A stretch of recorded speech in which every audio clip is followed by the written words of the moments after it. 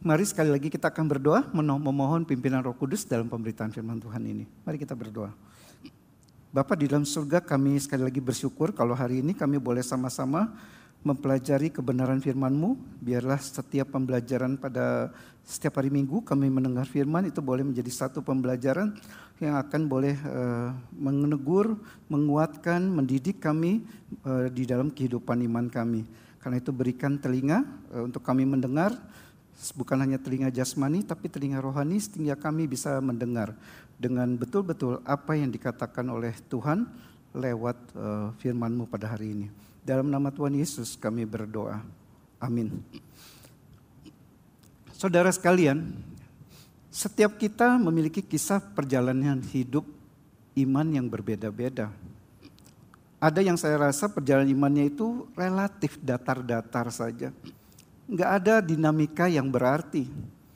Ada yang cukup dinamis, ada sedikit gejolak sana sini.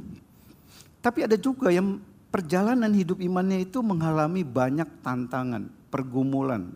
Tidak mudah hidup imannya. Selain itu ada juga orang Kristen yang perjalanan imannya itu diwarnai dengan kisah-kisah pengalaman rohani itu yang extraordinary, yang tidak biasa. Ada orang-orang Kristen yang mengalami peristiwa-peristiwa yang supranatural, mengalami mujizat kesembuhan yang luar biasa dalam sakit penyakitnya, atau mungkin terluput dari suatu mara bahaya atau peristiwa tragis. Kita bisa mendengar kisah-kisah seperti itu.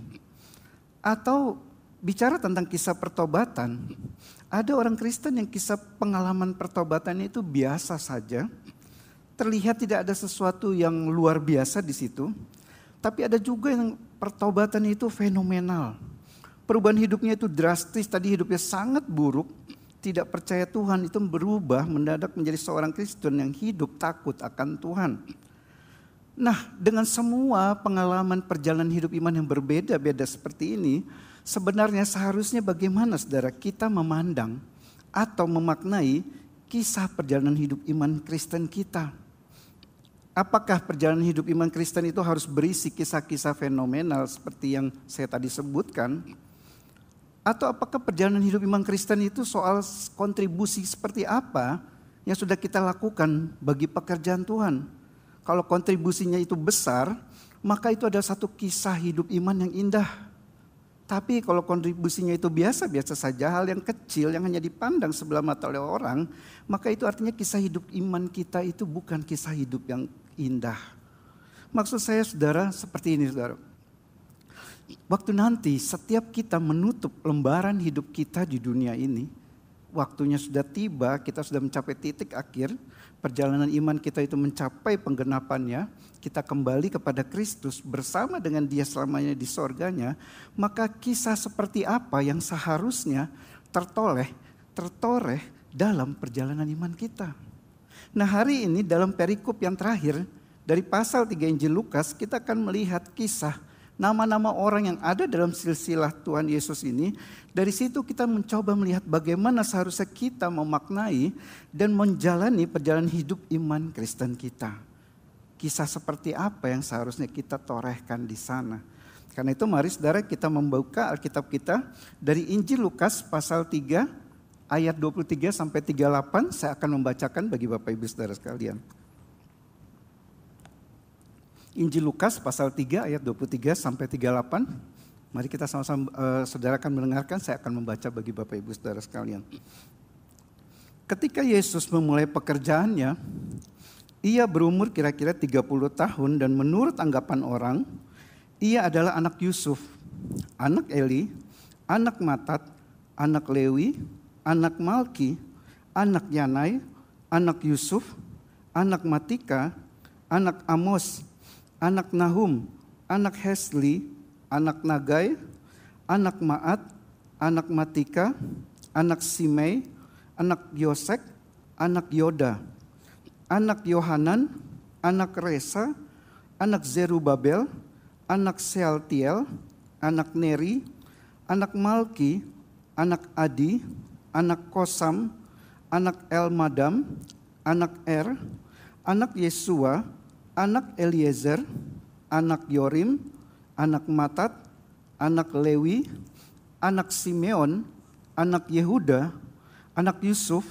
anak Yonam, anak Eliakim, anak Melea, anak Mina, anak Matata, anak Natan, anak Daud, anak Isai, anak Obed, anak Boas, anak Salmon, anak Nahason, anak Aminadab, anak Admin, anak Arni, anak Hesron, anak Peres, anak Yehuda, anak Yakub, anak Ishak, anak Abraham, anak Terah, anak Nahor, anak Seruk, anak Rehu, anak Pelek, anak Eber, anak Salmon, anak Kenan, anak Arpaksad, anak Sem, anak Nuh, anak Lamek, anak Metusalah, anak Henok, anak Yared, anak Mahalaleel, anak Kenan, anak Enos, anak Set, anak Adam, anak Allah. Nama-nama yang sangat sulit membacanya saja, saudara. Nah, saudara sekalian, sebelum saya akan menyampaikan firman Tuhan, saya mau mengaku dosa dulu, saudara. Waktu awal kami melihat perikop, memutuskan saya dan Davin kita akan melanjutkan khotbah seri dengan Injil Lukas.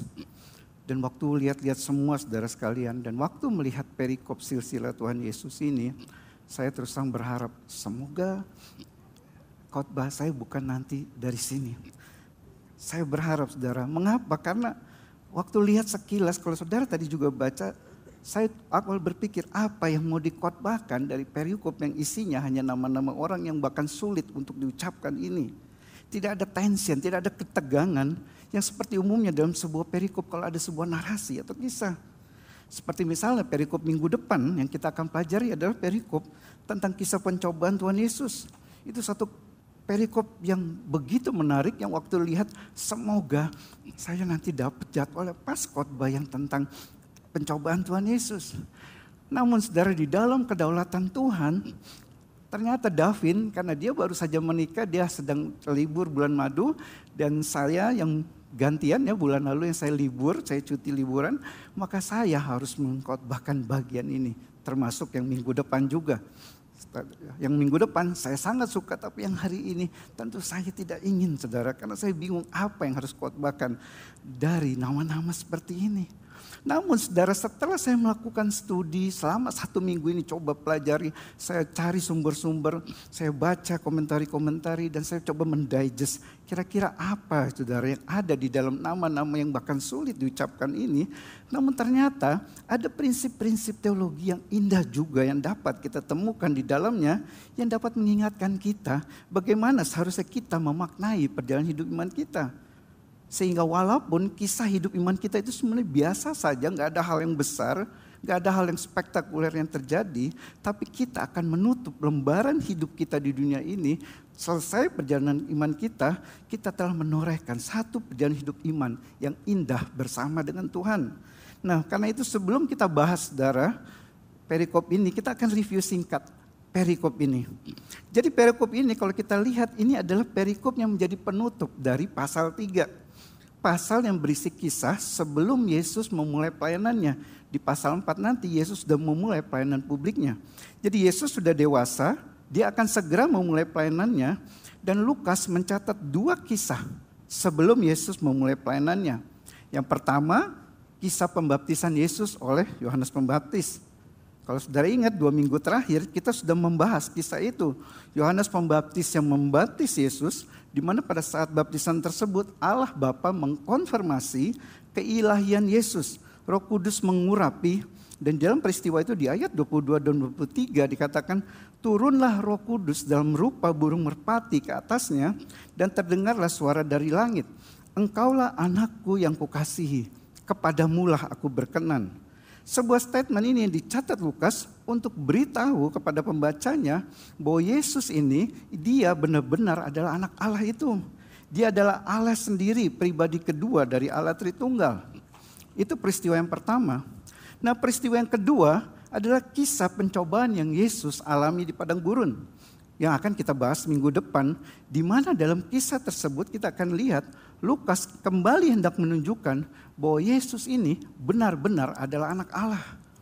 Nah, di tengah-tengah kedua peristiwa itu, setelah pembaptisan dan sebelum pencobaan di padang gurun, Lukas mencatat silsilah Yesus ini yang tentunya di sini ia melakukannya untuk menunjukkan bahwa Yesus bukan saja anak Allah seperti waktu peristiwa pembaptisan dan pada waktu pencobaan di padang gurun, tapi Yesus ini juga benar-benar adalah anak manusia. Ia memiliki dua natur di dalam dirinya. Ia adalah Allah sejati sekaligus manusia sejati.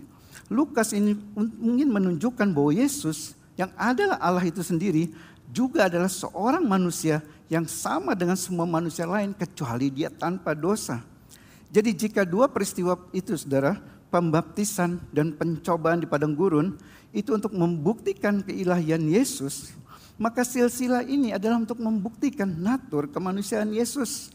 Dan tentu jelas tidak ada cara lain yang lebih efektif, lebih tepat untuk membuktikan bahwa Yesus ini benar-benar adalah manusia selain dari menunjukkan silsilah keturunan keluarganya, garis keturunan Yesus.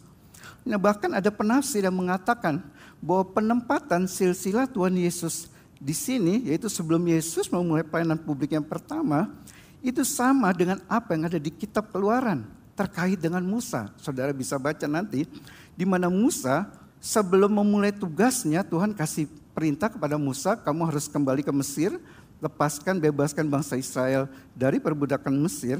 Dan setelah terima perintah dari Tuhan itu, sebelum Musa pergi menghadap Firaun di Mesir, dicatat dalam Keluaran 6 ayat 13 sampai 25, silsilah keturunan Musa, nenek moyang Musa dan Harun. Jadi dari pola yang sama ini antara Yesus dan Musa, beberapa penafsir mengatakan di sini Lukas mencatat silsilah ini, melakukannya dengan sengaja di tempat itu karena ia juga sekaligus sedang menunjukkan fungsi kenabian dari Yesus. Nah, sekarang mari kita kembali ke teks, saudara. Jadi itu kurang lebih apa yang ada di dalam perikop ini. Seperti tertulis, saudara, di judul perikop ini, silsilah Yesus hanya ditulis di dalam dua Injil. Injil Matius dan Injil Lukas. Tidak ada di Markus, tidak ada di Yohanes. Namun menariknya ada cukup banyak perbedaan dari kedua Injil tersebut terkait nama-nama yang di dalamnya. Ada nama yang dicatat Matius, tidak dicatat Lukas dan sebaliknya. Dan ada begitu banyak perbedaan pandangan saudara tentang perbedaan ini. Setiap penafsir itu memiliki pandangannya sendiri yang menimbulkan perdebatan yang sangat memusingkan, yang saya yakin kalaupun saya bahas, saudara semua akan bosan dan tertidur mendengarnya, dan karena itu saya tidak akan membahas itu, saudara. Nah, kalau saudara mau tahu bagaimana perbedaannya, saudara bisa search sendiri, tapi saya tidak akan bahas tentang perbedaan-perbedaan itu. Tapi yang saya akan bahas di sini adalah tetap terkait dengan nama-nama yang ada. Nah, karena itu ada 3 poin yang hendak saya bagikan dari perikop ini. Kisah perjalanan hidup iman Kristen adalah yang pertama, kisah yang berkulminasi atau berpuncak pada Kristus. Yang kedua, kisah tentang anugerah dan kedaulatan Allah. Yang ketiga, kisah tentang karya penebusan Kristus. Mari kita masuk ke poin yang pertama. Kisah perjalanan hidup iman Kristen adalah kisah yang berkulminasi atau berpuncak pada Kristus. Saudara, waktu kita melihat silsilah Yesus ini, kita sebenarnya sedang melihat sebuah sejarah dari kehidupan bangsa Israel. Mereka adalah umat pilihan Allah, hanya dengan mereka Allah mengikatkan dirinya dalam sebuah perjanjian dengan manusia. Mereka dijanjikan Allah akan menjadi bangsa yang besar dan mereka akan memiliki penyelamat Mesias yang akan menyelamatkan mereka. Yang pertama sudah digenapi. Israel sudah menjadi bangsa yang besar. Dan janji yang kedua yaitu datangnya Mesias saat itu juga telah digenapi. Yesus sudah lahir, Yesus sudah jadi dewasa, siap melakukan pelayanannya, dikatakan tadi Lukas di usia sekitar 30 tahun. Dan sebelum Lukas menceritakan pelayanan yang akan dilakukan Yesus, Lukas catat silsilah Yesus ini untuk menunjukkan siapa dia. Nah, di dalam silsilah ini kita lihat, saudara, bahwa tadi ada 2 nama besar yang sangat dihormati oleh bangsa Israel, yaitu Abraham dan Daud.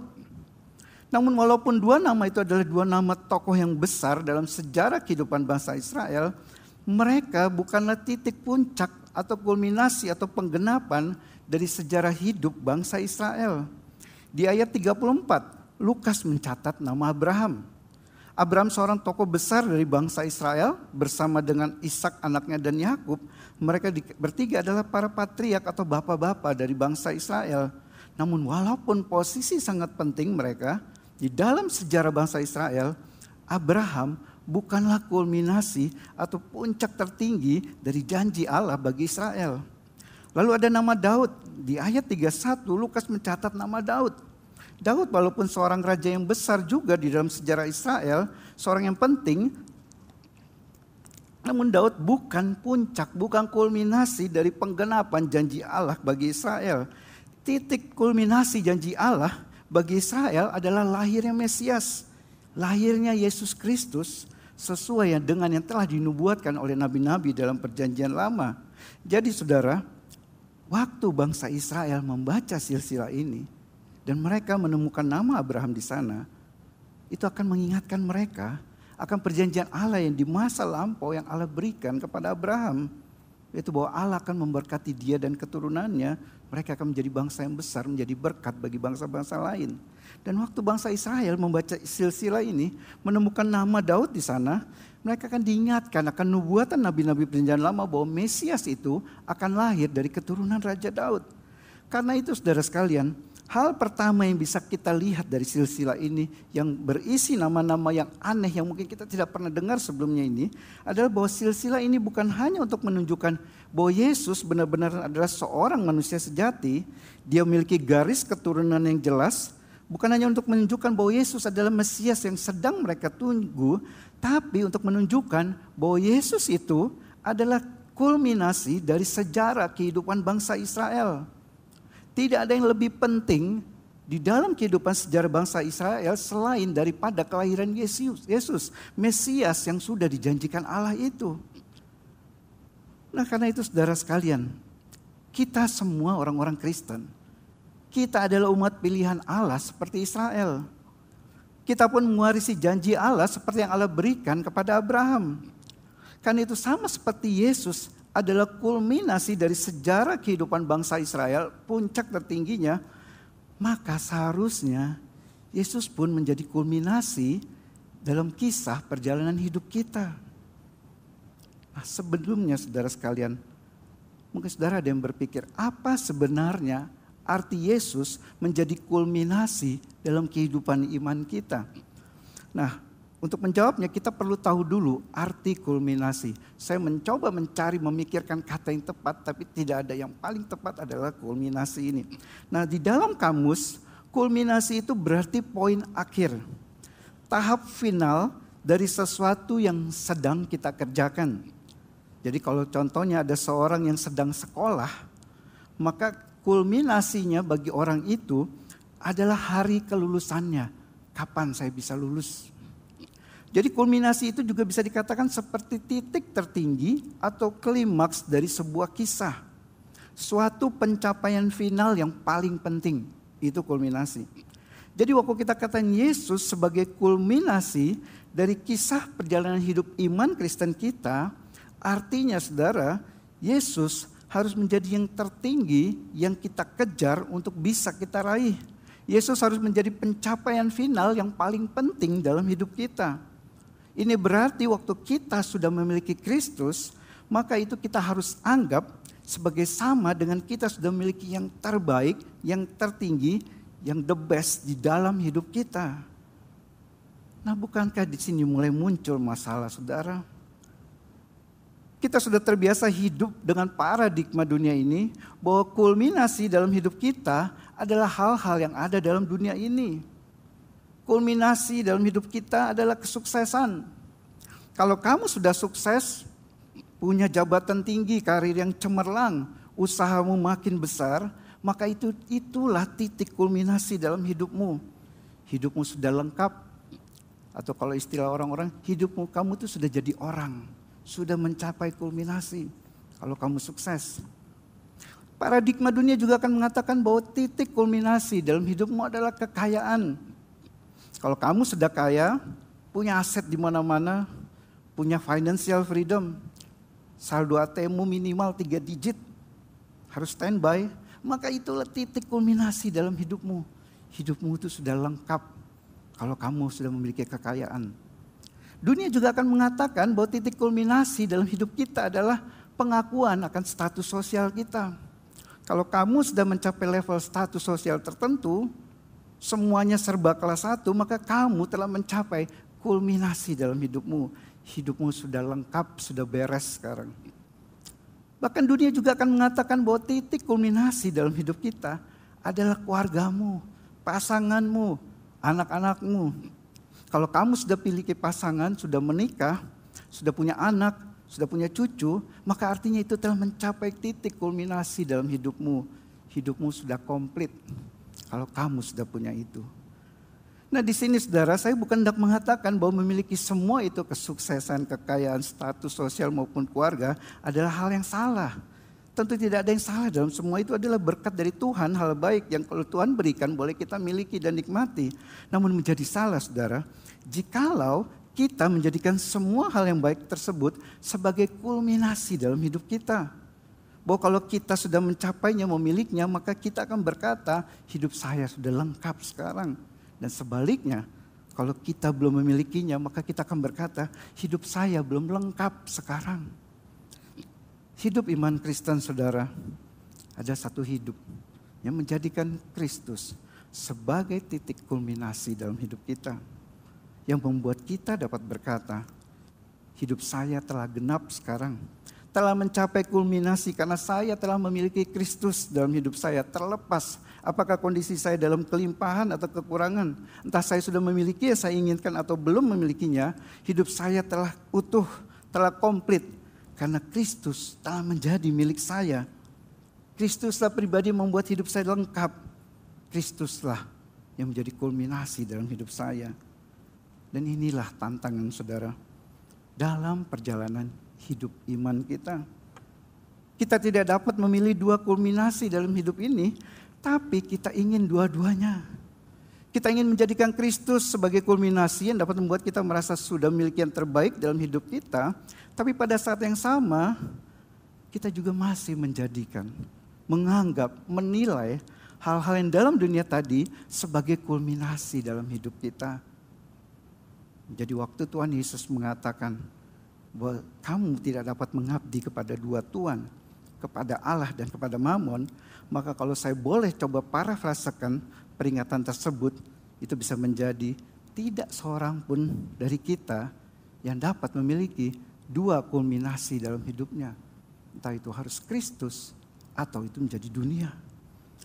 Seperti silsilah Yesus menunjukkan bahwa Yesuslah kulminasi dari sejarah kehidupan bangsa Israel, maka perikop kita hari ini mengingatkan kembali kepada kita semua.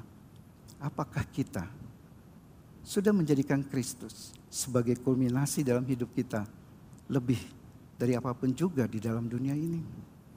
Satu perjalanan hidup iman Kristen adalah sebuah perjalanan iman yang berisi kisah hidup yang menjadikan Kristus sebagai kulminasi dalam hidup kita, terlepas apapun kondisi kita.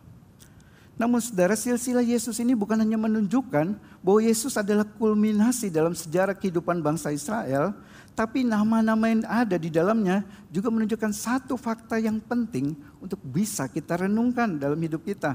Kita masuk ke poin yang kedua. Kisah perjalanan hidup iman Kristen adalah kisah tentang anugerah dan kedaulatan Allah. Saudara, kita kembali kepada nama-nama tersebut. Kalau lihat secara garis besar, kita bisa bagi menjadi 3 kelompok yang berbeda. Nama-nama itu. Kelompok pertama adalah kelompok orang-orang yang sangat terkenal. Memiliki pengaruh yang besar, dihormati oleh bangsa Israel. Di situ ada beberapa nama, ada Abraham, ada Ishak, ada Yakub, ada Daud. Ini boleh dikategorikan sebagai orang-orang yang penting dalam sejarah hidup bangsa Israel. Namun kelompok kedua adalah kelompok yang sebaliknya dari pertama, yaitu orang-orang yang tidak dikenal, tidak cukup akrab dengan telinga kita. Dan sebagian besar dari nama-nama tersebut ada dalam kelompok ini. Orang-orang yang tidak dikenal. Kalau tadi saudara baca, kita juga pasti kita sadar. Itu nama-nama yang asing bagi telinga kita. Namanya Mereka tidak dikenal, tapi namanya ada sebagian tercantum di bagian lain dalam Alkitab, walaupun kita tidak bisa mengetahui banyak tentang hidup mereka. Nah, kelompok ketiga, ini lebih kelompok yang tidak dikenal lagi. Nama mereka itu hanya satu kali aja di dalam Alkitab. Hanya ada di silsilah Lukas, tidak ada kita temukan di bagian lain. Nah, kelompok ini juga memiliki porsi yang besar dalam keseluruhan nama dalam silsilah itu. Kita bukan hanya tidak tahu dengan hidup mereka, tapi kita tidak akan temukan nama-nama mereka di bagian lain dalam Alkitab. Dan nama itu, dua kelompok ini ada di dalam ayat 24 sampai 31. Orang-orang yang dalam kelompok ini bisa katakan bukan orang yang dianggap penting dalam sejarah hidup bangsa Israel. Nah, selain pembagian kelompok itu, saudara, ada fakta yang menarik di sini. Ada sesuatu yang ironis di sini.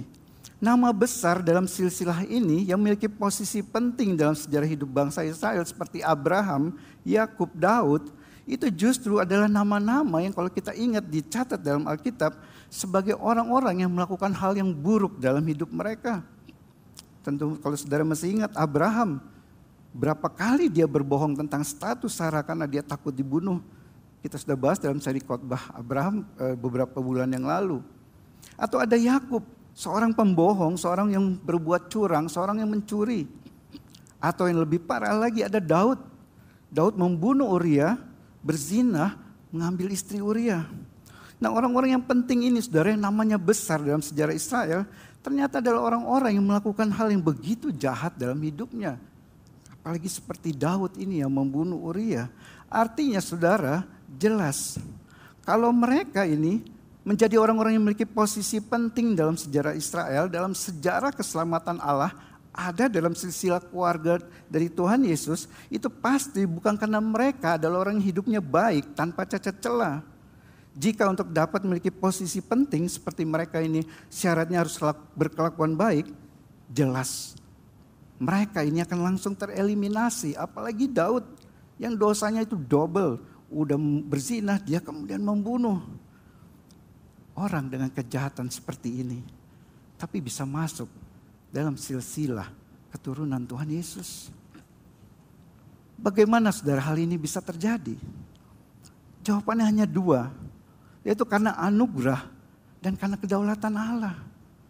Karena anugerah Allah, penjelasan yang paling kita terima dari seseorang seperti Daud yang pernah melakukan kejahatan begitu besar, tapi tetap bisa punya peran yang penting, yang besar dalam rencana Allah, dalam pekerjaan Allah. Penjelasan yang paling bisa diterima adalah karena orang tersebut seperti Daud ini adalah orang yang mendapatkan anugerah Allah. Tidak ada penjelasan yang lain. Dan bagaimana mungkin orang-orang seperti ini dengan segala kekacauan yang mereka buat dalam hidup mereka, tapi rencana Allah tetap bisa tergenapi. Dan jawabannya juga hanya karena Allah di dalam kedaulatannya menetapkan dan mengatur hidup mereka sehingga kekacauan yang mereka lakukan itu sama sekali tidak membuat rencana Allah gagal. Tidak ada perubahan dalam rencana Allah, tidak ada hal yang mengagetkan Allah, tidak ada posisi yang tertukar. Semua berjalan persis sesuai dengan kehendak Allah, terlepas dari segala keburukan yang mereka lakukan. Dan inilah saudara, kebenaran yang bisa kita terapkan juga, kita pegang dalam perjalanan hidup iman kita. Seluruh kisah yang ada dalam perjalanan hidup iman kita, saudara, yang kita sudah lalui sampai di titik ini, pahit, manis, susah dan senang. Ada kadang limpah, ada kadang kekurangan, ada kadang gembira, ada kadang kesedihan. Kalau hari ini kita ada di titik ini, kita masih tetap memiliki iman kepada Kristus, masih tetap memiliki kerinduan untuk datang beribadah ke gereja, masih dapat ikut berbagian dalam melayani Tuhan, itu semua karena anugerah Allah yang menopang hidup kita. Bukan karena kekuatan kita, bukan juga apalagi karena kita adalah orang yang baik dan layak untuk bisa menerima semua hal baik dari Tuhan ini. Dan kalau kita, saudara, dengan segala kegagalan-kegagalan, kesalahan-kesalahan yang kita sudah lakukan dalam hidup kita, tapi hari ini kita masih berada dalam satu kondisi hidup yang relatif baik. Hidup kita tidak sampai hancur sehancur-hancurnya. Itu pun karena Allah dalam kedaulatannya mengatur hidup kita sedemikian rupa sehingga bahkan kegagalan-kegagalan, kesalahan-kesalahan, kekacauan-kekacauan yang kita buat itu tidak menggagalkan rencananya dalam hidup kita. Jadi saudara sekalian, mari memandang dan memaknai kisah perjalanan hidup iman kita ini yang ada kegagalan, ada keberhasilan sebagai sebuah kisah tentang anugerah dan kedaulatan Allah. Bukan kisah tentang kebaikan kita, apalagi tentang kehebatan kita, dan juga bukan tentang usaha kita. Nah saudara, kebenaran tentang anugerah dan kedaulatan Allah di dalam kisah perjalanan hidup iman kita ini tentu memberikan satu kelegaan, kekuatan dan penghiburan di tengah-tengah berbagai kisah hidup yang mungkin tidak enak yang harus kita jalani. Namun walaupun indah, kisah terindah dalam perjalanan hidup iman Kristen bukan kisah anugerah Allah yang membuat kita dapat melewati segala tantangan hidup dalam iman, tapi kisah tentang apa yang dilakukan Kristus bagi kita. Kita masuk ke poin yang ketiga yang terakhir. Kisah perjalanan hidup iman Kristen adalah kisah tentang karya Kristus di salib. Nah saudara, salah satu perbedaan yang signifikan antara silsilah yang ditulis Matius dengan silsilah yang ditulis Lukas adalah pada nama yang ada di ujung dari silsilah itu. Jadi jika Matius mencatat hanya sampai Abraham di nama yang paling tinggi di ujungnya, maka Lukas kalau kita baca tadi, dia mencatat sampai ke Adam sebagai ujung dari daftar silsilahnya. Di ayat 38 dicatat Lukas, anak Enos, anak Set, anak Adam, anak Allah. Di sini Adam dikatakan sebagai anak Allah karena memang Adam diciptakan dengan tangan Allah secara langsung. Kita tahu itu di dalam kitab Kejadian. Adam bukan lahir seperti manusia lain umumnya, yaitu melalui kelahiran dari rahim seorang wanita, tetapi dibentuk Allah dari debu tanah, dan kemudian dikatakan Allah menghembuskan nafas hidup kepada Adam sehingga ia hidup. Kejadian pasal 2. Nah ayat 38 ini menunjukkan ada satu relasi yang unik antara Adam dengan Allah. Ia diciptakan langsung oleh Allah dengan tangannya. Namun tragisnya kita tahu ceritanya bahwa Adam kemudian memberontak kepada Allah sehingga relasi yang unik tersebut menjadi rusak karena dosa Adam. Dan bukan hanya relasi dengan Allah yang menjadi rusak karena pemberontakan Adam, kita tahu seperti dalam tadi penyataan iman kita, seluruh umat manusia di bawah Adam itu ikut mewarisi dosa Adam. Beberapa penafsir mengatakan bahwa penempatan nama anak Adam, anak Allah ini, itu memiliki dua makna. Makna pertama, untuk mengkontraskan Kristus dengan Adam. Jadi Lukas mau mengkontraskan Kristus dengan Adam. Adam telah tidak taat kepada Allah, sedangkan Kristus mentaati Allah dengan ketaatan yang sempurna. Itu makna yang pertama mengapa ada nama anak Adam, anak Allah. Dan yang kedua, makna kedua, Lukas ingin menekankan universalitas dari karya keselamatan yang Kristus lakukan di salib, di mana cakupannya adalah bagi seluruh dunia. Dan memang ini adalah tema utama dari Injil Lukas, bahwa Yesus Kristus ini adalah juru selamat dunia. Jika Abraham identik dengan bangsa Israel, maka Adam identik dengan seluruh umat manusia. Seluruh umat manusia itu ada keturunan Adam, manusia pertama. Jadi Lukas di sini hendak menunjukkan melalui silsilah ini bahwa Yesus bukan hanya terkait dengan Abraham, bukan hanya menjadi harapan bagi keturunan Abraham, yaitu bangsa Israel, tetapi Yesus adalah harapan satu-satunya bagi seluruh umat manusia di dunia jika mereka ingin selamat. Karena Adam, anak Allah itu telah jatuh dalam dosa. Yesus sang anak Allah yang sejati, yang adalah anak Adam sekaligus anak Allah, harus datang ke dalam dunia. Karena Adam yang pertama itu telah gagal, telah berdosa, sehingga harus ada Adam yang kedua yang untuk menyelamatkan bukan hanya Adam, tetapi seluruh keturunannya. Seluruh anak Adam, Abraham, Daud, Yusuf, seluruh bangsa Israel termasuk kita. Dan bagaimana saudara caranya Yesus sang anak Allah yang sejati itu menyelamatkan umat manusia? Di sini dicatat Lukas, pertama dengan lahirnya dia sebagai seorang manusia sama seperti kita, memiliki silsilah keluarga.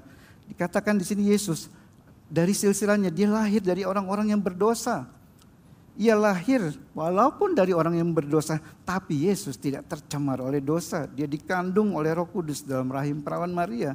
Dan Yesus bukan hanya lahir tanpa tercemar oleh dosa, Yesus tidak pernah hidup di dalam dosa satu kali pun. Yesus hidup dalam ketaatan yang sempurna dan Yesus harus menjadi manusia sama seperti kita namun tanpa dosa agar Yesus dapat menyelamatkan kita. Dan yang kedua, bagaimana Yesus bisa selamatkan kita? Dengan mati di atas kayu salib bagi dosa manusia, bagi kita yang percaya kepadanya. Waktu Yesus mati di atas kayu salib, Ia yang tidak berdosa tadi dijadikan berdosa di atas kayu salib karena seluruh dosa-dosa kita ditimpakan Allah kepada Dia, ditanggung olehnya, dan pada saat yang sama seluruh kebenaran Kristus dan ketaatan yang sempurna itu dijadikan Allah, diperhitungkan Allah sebagai kebenaran kita. Dua hal yang Kristus lakukan bagi kita, menerima, menanggung seluruh dosa kita dan memberikan kepada kita kebenarannya. Jadi saudara sekalian, dari kita pembacaan silsilah ini, maka sekarang pertanyaan kepada setiap kita, seperti apa kisah perjalanan hidup iman saudara sejauh ini, sampai hari ini? Apakah penuh dengan tantangan, gejolak, pergumulan, atau berjalan dengan relatif lancar tanpa masalah yang berat, bahkan mungkin penuh dengan berkat? Atau mungkin perjalanan iman saudara itu penuh dengan prestasi-prestasi rohani. Saudara sudah berkontribusi melakukan hal-hal yang besar bagi pekerjaan Tuhan. Atau sebaliknya, mungkin saudara merasa sepertinya belum melakukan sesuatu yang berarti bagi pekerjaan Tuhan. Bagi saudara yang sedang dalam perjalanan iman yang cukup berat, penuh tantangan, bertahanlah saudara. Ingatlah bahwa Allah kita adalah Allah yang berdaulat, yang tidak pernah tinggal diam melihat kita dalam pergumulan kita. Tidak ada sesuatu pun yang terjadi dalam hidup kita di luar dari izinnya. Dan Ia bekerja di dalam segala sesuatunya itu bagi kebaikan kita. Dan bagi saudara yang sedang merasa perjalanan iman saudara penuh dengan kegagalan, penuh dengan kekacauan yang membuat saudara mulai ragu, apakah Allah masih mengasihi saya yang seperti ini? Ingatlah saudara, bagi saudara yang berpikir seperti itu, Allah kita adalah Allah yang begitu penuh dengan anugerah dan belas kasihan, yang melampaui segala kegagalan, kesalahan, dan kekacauan di dalam hidup kita. Dan bagi saudara yang perjalanan hidupnya malah sebaliknya mungkin saat ini berisi keberhasilan, kelancaran, penuh berkat, banyak hal yang baik yang saudara alami, apa yang saudara inginkan itu bisa saudara dapatkan. Ingatlah saudara, semua itu bukan dan tidak boleh menjadi kulminasi dalam hidup kita. Hanya Kristus yang harus terus kita jadikan sebagai kulminasi yang tertinggi dalam hidup kita. Dan bagi saudara yang sudah mengisi kisah perjalanan hidup iman saudara dengan berkontribusi dalam pekerjaan Tuhan, melayani Tuhan, sadarilah saudara, entah apa yang saudara lakukan itu dalam pandangan orang lain besar ataupun kecil, kalau kita dapat melakukannya, itu karena anugerah Allah semata. Jangan pernah berpikir karena kita layak bisa melakukannya atau mampu melakukannya. Jadi saudara sekalian, seperti orang-orang yang namanya ada di dalam silsilah keturunan Yesus itu, ada yang terkenal, ada yang tidak dikenal sama sekali. Namun orang-orang itu semua telah menutup lembaran perjalanan hidup iman mereka. Bahkan mungkin tanpa mereka tahu bahwa kelak nama mereka ada dalam silsilah keturunan Yesus ini yang adalah Mesias Juru Selamat dunia. Mereka adalah orang-orang yang mendapatkan keistimewaan khusus. Namanya ada dalam silsilah keluarga Yesus. Mereka berbagian dalam karya keselamatan yang Allah lakukan. Maka sama seperti mereka, biarlah kita semua kelak juga akan menutup lembaran perjalanan hidup iman kita ini yang kita tidak tahu kapan, sebagai orang Kristen yang terus menjadikan Kristus sebagai kulminasi dalam hidup kita. Menutup lembaran perjalanan hidup iman kita sebagai orang Kristen yang bergantung sepenuhnya pada anugerah Allah dalam hidup kita. Dan kita akan menutup lembaran perjalanan hidup iman kita sebagai orang Kristen yang sudah ikut berbagian dalam pekerjaan Tuhan, melayani Tuhan. Yang kemudian kita akan bisa berkata bahwa semua ini bukan kisah hidup saya, tapi ini adalah kisah, karya, dan penebusan Kristus di dalam hidup saya. Amin. Mari kita berdoa. Bapa di dalam surga, kami bersyukur kalau kami kembali diingatkan bahwa kami adalah orang-orang yang tidak layak. Kami adalah orang-orang yang betul-betul bergantung sepenuhnya kepada anugerah Tuhan. Biarlah pembelajaran pada firman Tuhan hari ini boleh mengingatkan kami bahwa di tengah-tengah kondisi apapun perjalanan hidup iman kami sampai hari ini, kami mengingat bahwa anugerah Allah selalu cukup bagi kami. Dan itu menjadi kekuatan bagi hidup kami dalam kami menjalankan perjalanan hidup iman kami ini sampai waktunya selesai. Tuhan memanggil kami kembali. Kami mencapai penggenapan daripada iman kami. Hanya di dalam nama Tuhan Yesus kami berdoa. Amin.